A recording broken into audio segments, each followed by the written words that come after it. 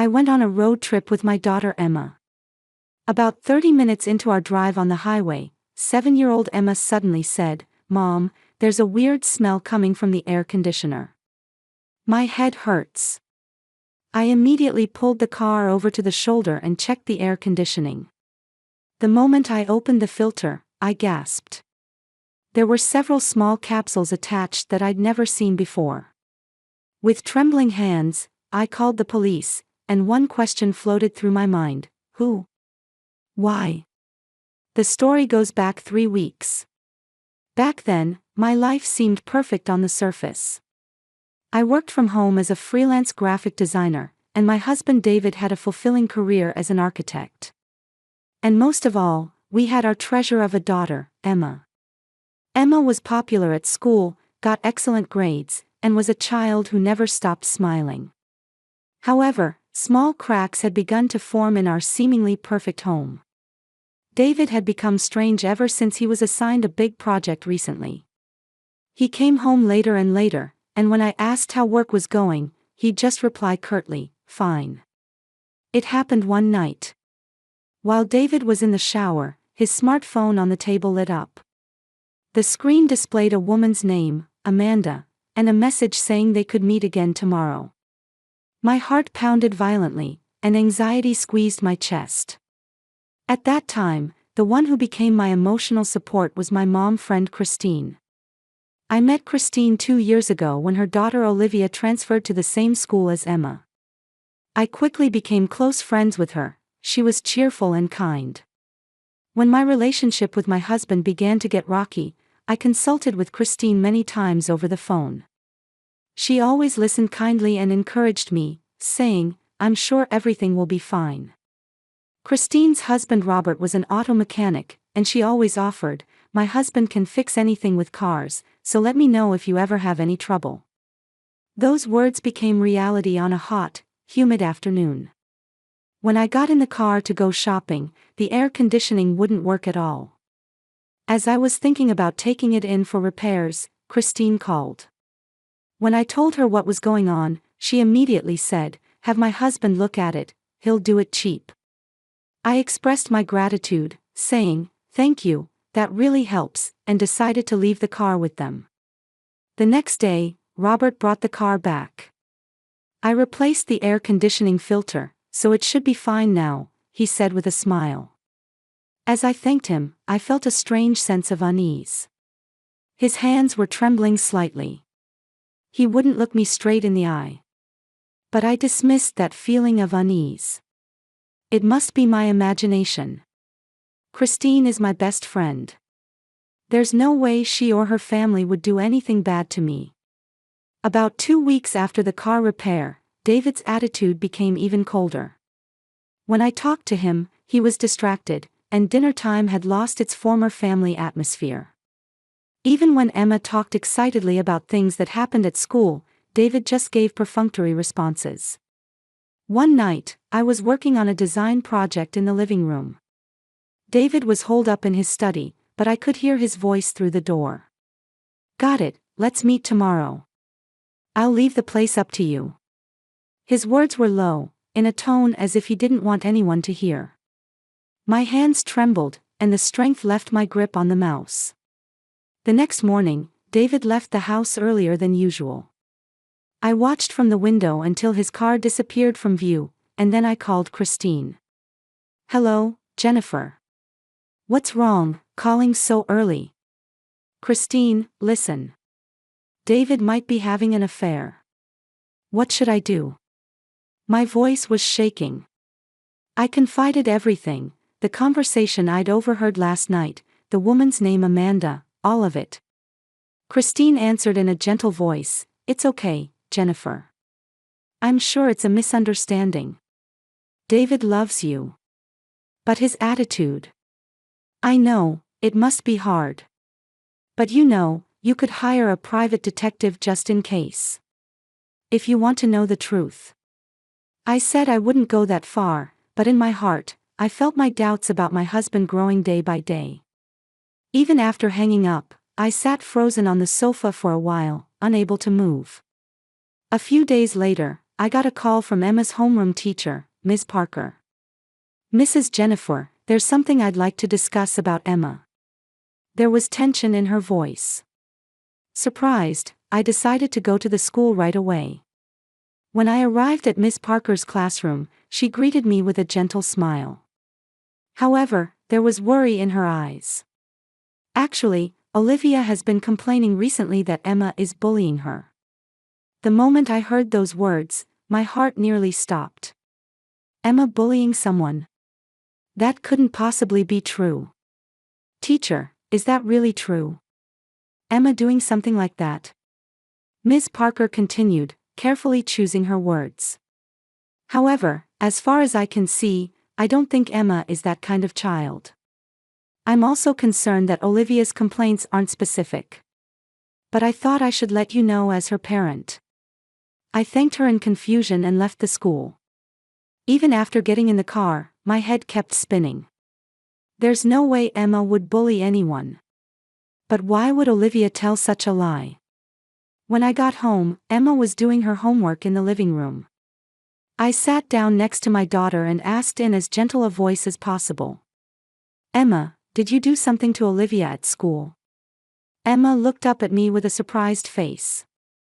"Mom, I didn't do anything. Olivia's lying." Tears welled up in Emma's eyes.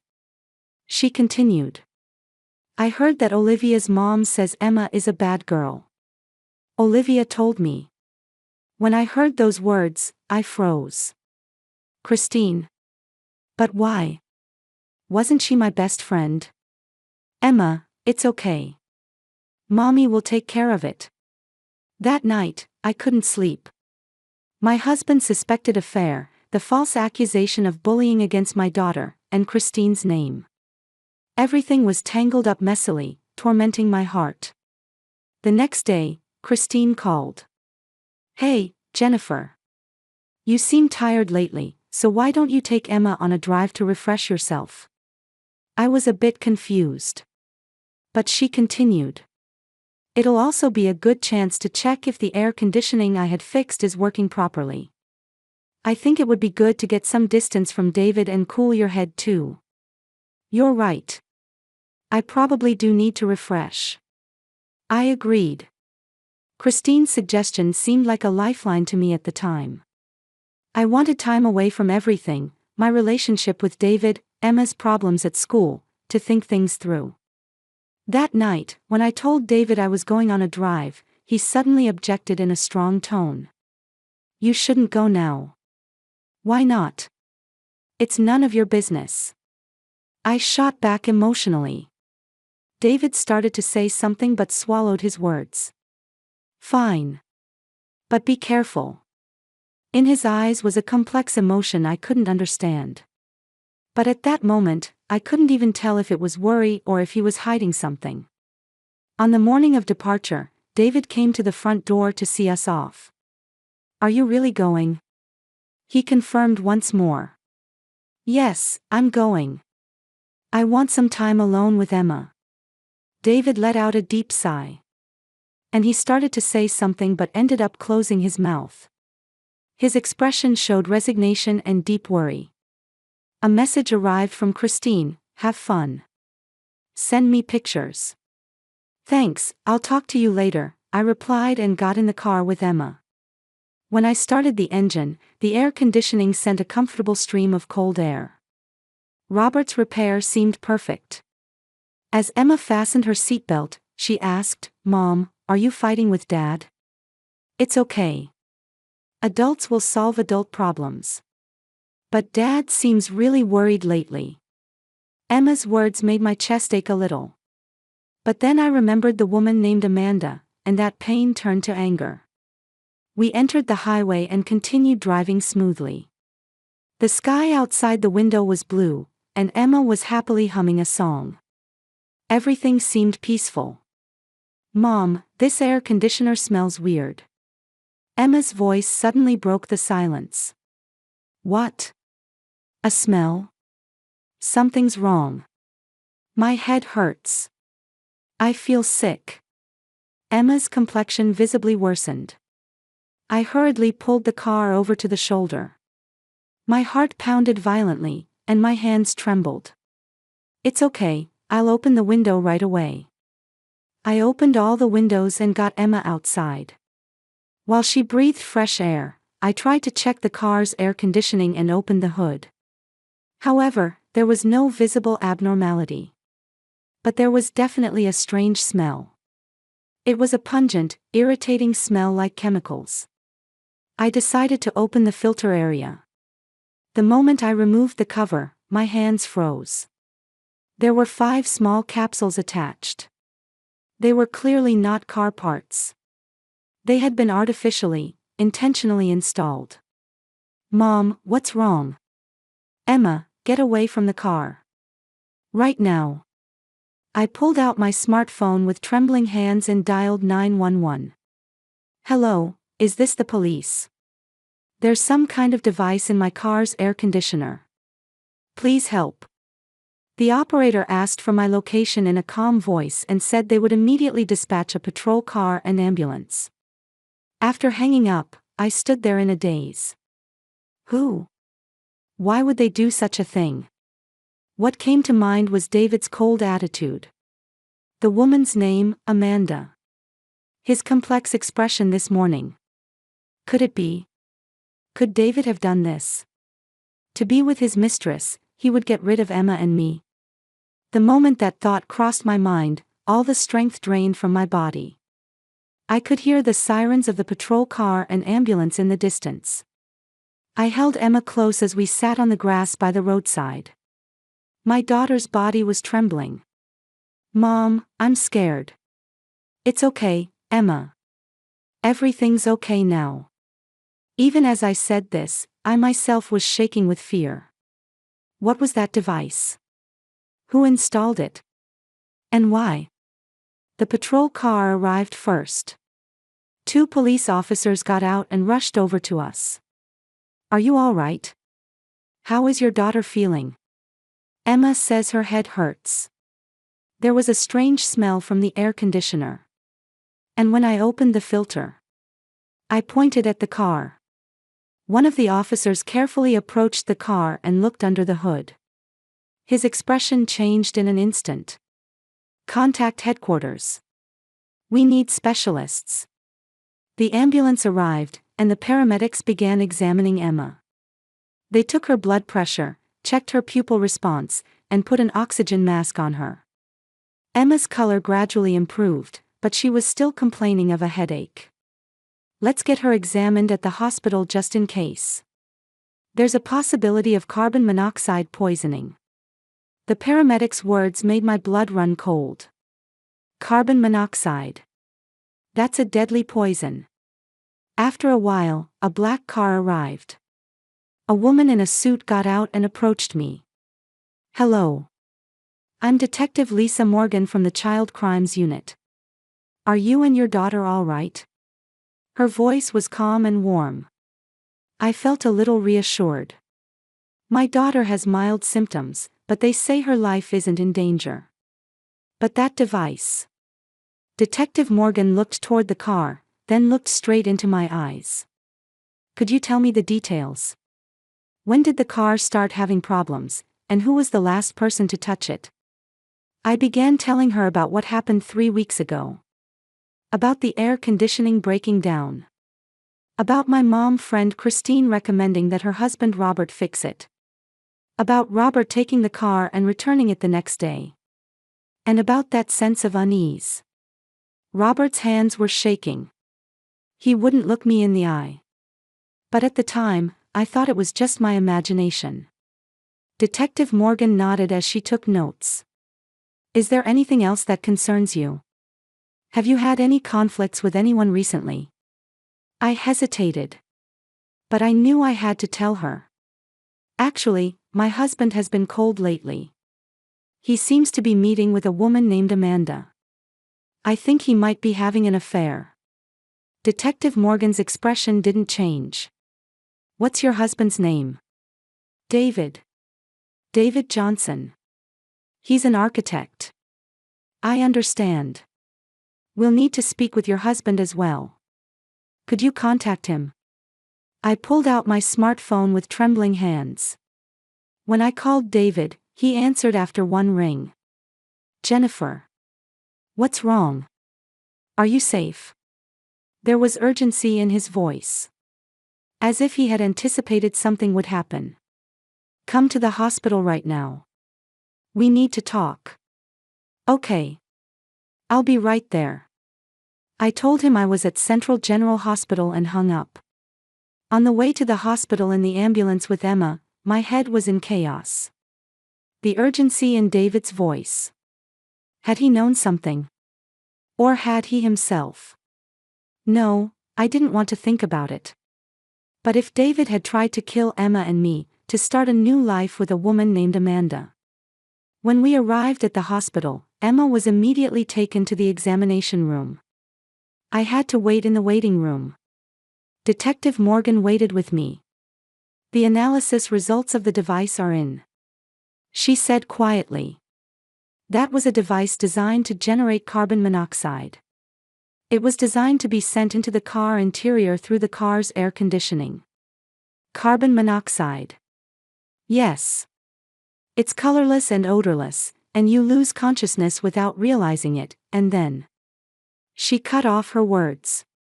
If you had driven for another 30 minutes, you wouldn't have been saved. I leaned back in my chair. Someone had seriously tried to kill us. 30 minutes later, David came running into the hospital. His face was pale, and his eyes showed deep worry. Jennifer. Is Emma all right? He tried to rush over to me, but I took a step back. Did you try to kill us? David stood there with a stunned expression. What are you talking about? Detective Morgan stepped in. Mr. David, I have some questions for you. Please come this way.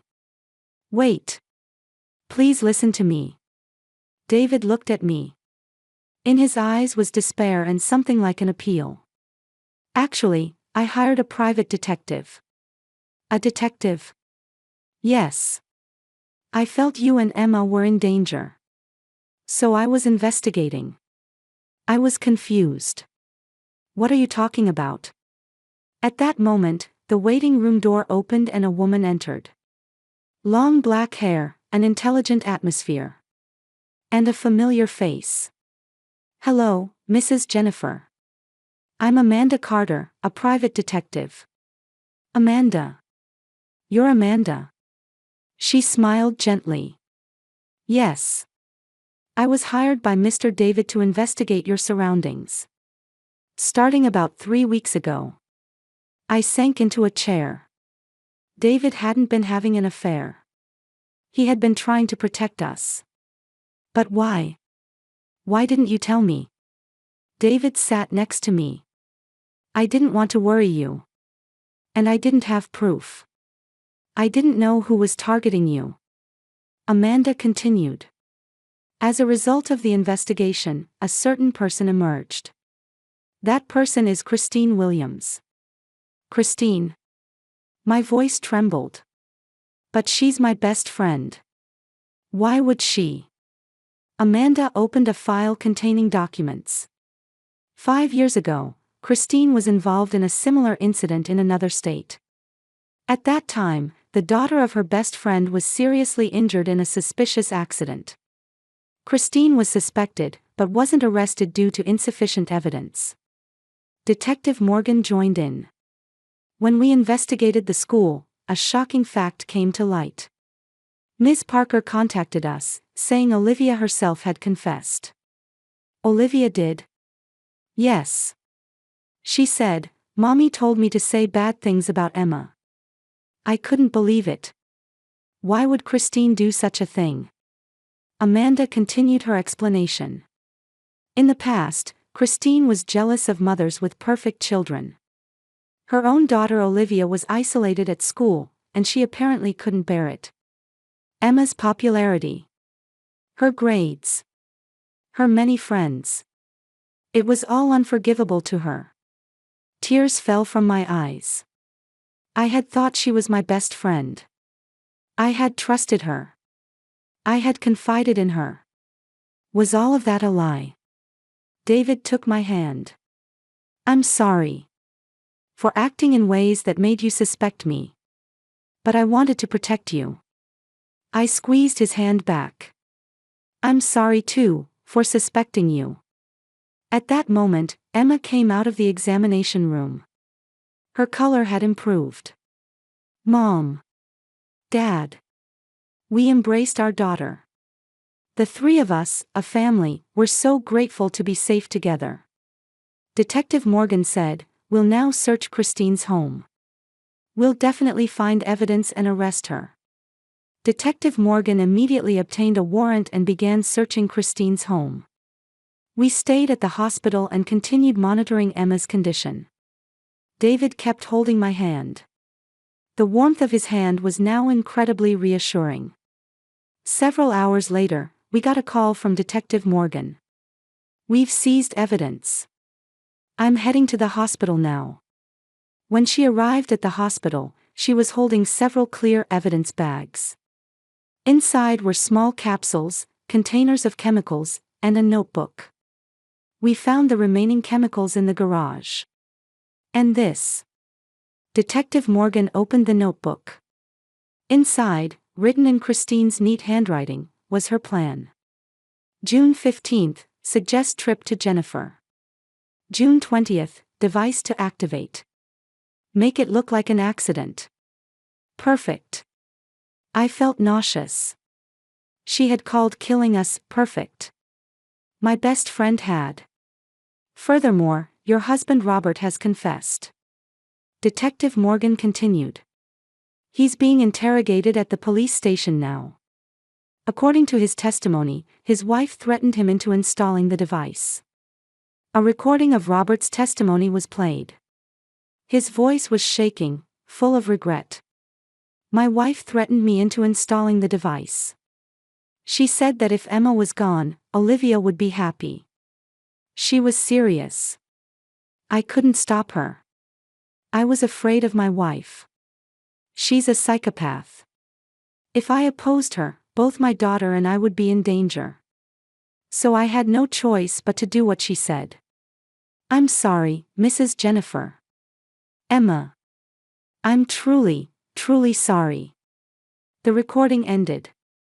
I was speechless. Robert had been a victim too. He had been under Christine's control. Amanda spread out documents. We investigated Christine's past further.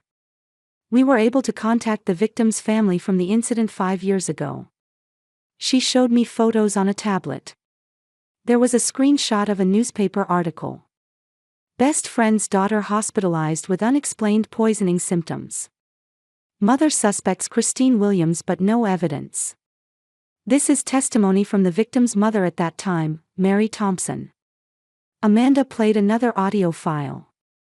Christine is dangerous. She was jealous of my daughter Sophia. Sophia was popular at school and got good grades.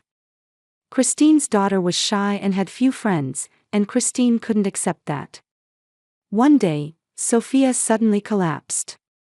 When we had her examined at the hospital, trace amounts of poison were detected.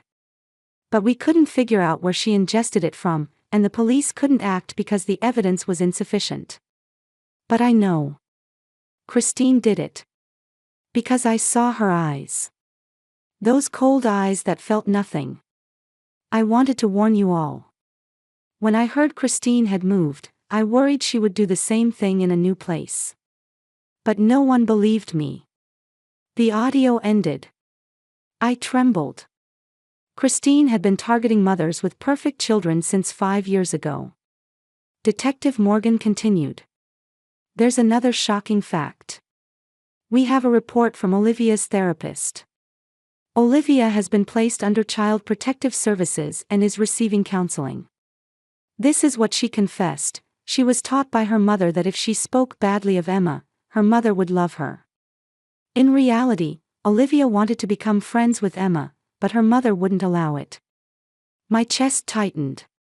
Olivia had been a victim too. A victim of her mother's twisted love. Detective Morgan stood up. I'm going to arrest Christine now. Several hours later, we got a call from Detective Morgan. Christine had been arrested at her home. Apparently, she didn't resist and just had a cold smile on her face. The next day, we were called to the police station. We could watch Christine's interrogation through a one-way mirror. I hesitated, but David said he would accompany me. I wanted to know the truth. Why she had done such a thing. In the interrogation room, Christine was sitting in a chair. She didn't have her usual bright smile but was expressionless. Her eyes were cold, like a doll's. Detective Morgan asked, "Why did you try to kill Jennifer and Emma?" Christine shrugged. "What's wrong with that? I was just protecting my daughter." "Protecting? You tried to kill people to protect your daughter?" "That's right." Olivia was unhappy. She had no friends at school, and her grades were bad. It was all Emma's fault. There was no emotion in Christine's voice. As if she were talking about the weather. Emma was too perfect. Cute, smart, popular. Every time everyone praised Emma, Olivia was hurt. So I thought if Emma was gone, Olivia could shine. And Jennifer too. That woman always looked so happy. She had a husband, a perfect daughter. She had everything. I couldn't forgive her. I felt like I couldn't breathe. Christine couldn't forgive my happiness. Detective Morgan continued. Let's also talk about the incident from 5 years ago. The Sophia Thompson case. Christine's eyes moved just for an instant. There was no evidence in that case, was there? But you did it, didn't you? Christine fell silent. But that silence was her answer. You'll be investigated for attempted murder, child abuse, and past crimes. Christine suddenly burst out laughing. A cold laugh tinged with madness. How funny. Everyone wants perfect mothers, perfect children. But no one understands the feelings of mothers with imperfect children. I just loved Olivia. That's not love. That's control. Detective Morgan said calmly. Several weeks later, the trial began. The prosecution presented overwhelming evidence. The chemicals seized from the garage, Christine's planning notebook, Robert's testimony, Olivia's testimony, and the results of the reinvestigation of the incident from 5 years ago. Christine was expressionless even in court. Her lawyer argued mental illness, but the psychiatric evaluation determined she had criminal responsibility. The jury unanimously reached a guilty verdict. The judge pronounced the sentence. Christine Williams, for attempted murder, child abuse, and involvement in past assault cases, you are sentenced to 25 years in prison. The courtroom fell silent. Christine said nothing, just stared at me with cold eyes.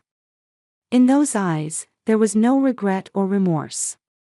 As I watched her being led away, I felt deep relief and, at the same time, deep sadness.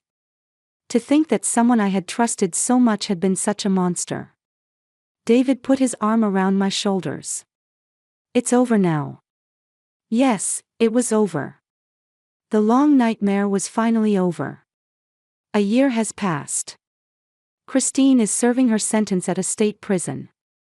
Her appeal was dismissed, and Detective Morgan told me she's playing the model prisoner but is avoided by other inmates. The only visitor she gets is her lawyer.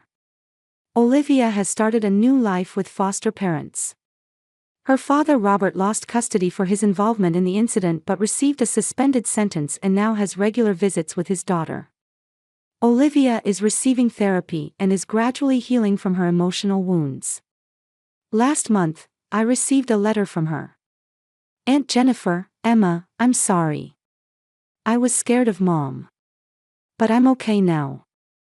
My new family is kind to me. I hope we can meet again someday. Reading that letter, I cried. The bond between David and me is stronger than ever. After the incident, we spent a long time talking. He apologized many times for acting in ways that made me suspect him. But he didn't want to worry me, didn't want to make me anxious without proof. I also apologized for suspecting him. We went to couples therapy and were able to understand each other more deeply. David adjusted his work projects and decided to always spend weekends with the family. Now every Sunday, the three of us go to the park or watch movies. Emma suffered from nightmares for a while after the incident. Sometimes she woke up crying in the middle of the night.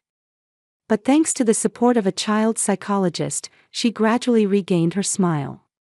Now she's doing well at school too. The other day, Emma said, "Mom, it's good I noticed the smell." Yes, you saved us. As I hugged my daughter, I felt truly grateful.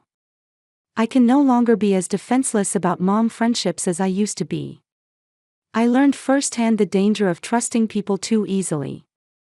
But I also found true friendship. I still keep in touch with Ms. Parker, and she watches Emma grow with me. I also occasionally meet with Detective Morgan, and we talk about how things are going over coffee. They were there for us during difficult times. Today is Sunday. We went on a family picnic in our newly purchased car. When Emma got in the car, she joked, "Mom, is the air conditioning okay?" The three of us laughed. We can now laugh off that terror. We spread out a sheet on the park grass and ate sandwiches. Emma ran around with her friends, and David and I sat holding hands. If Emma hadn't noticed the smell that time. When I murmured, David answered. But she did notice. We're alive. That's what matters most. At that moment, Emma shouted, "Mom, Dad, look. A rainbow." Looking up at the sky, there was a large rainbow arcing across the sky after the rain. The seven-colored light seemed to be blessing our future. That day, I learned something important. Family isn't just about blood ties. It's the people who are there for you during difficult times, the people who support you. David, Emma, and Detective Morgan, Ms. Parker. They are my true family. I thought Christine was my best friend. But through that incident, I came to understand what true friendship is, what true trust is. Trust shouldn't be given easily. But when you find someone truly trustworthy, it becomes a stronger bond than anything. We survived. That's what matters most. As I looked up at the rainbow, I held my family's hands. Whatever difficulties await us in the future, we can overcome them together. Because we are a family.